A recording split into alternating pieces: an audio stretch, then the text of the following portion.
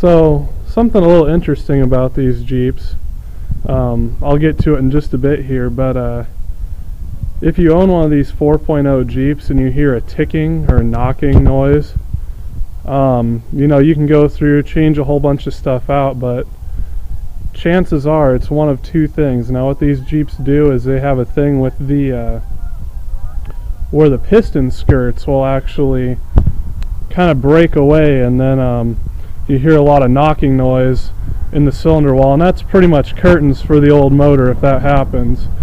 But another thing, and people will tell you the knocking noise is all these torque converter bolts, and they'll have you changing all this stuff around, but what it is these 4.0s are still a flat tappet cam, and what happens is the lifters and the cams start wearing down because they took zinc out of the oil.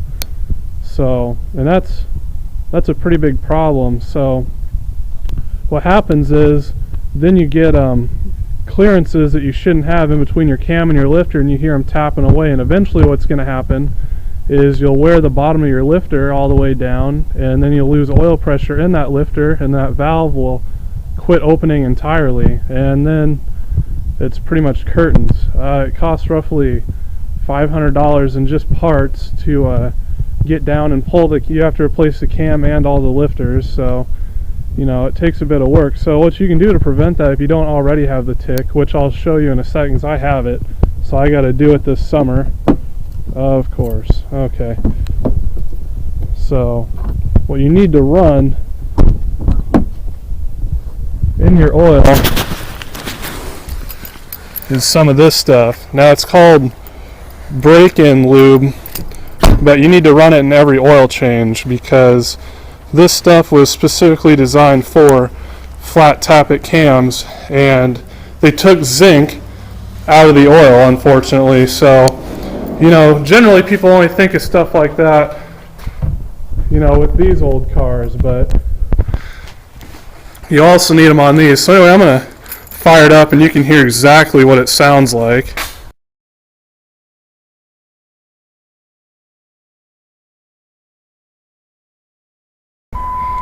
We'll take a listen here and see if we can get some of that worn cam lobe noise going on.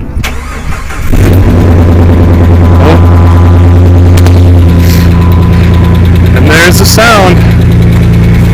If you have a noise like this, chances are you've wiped a cam lobe.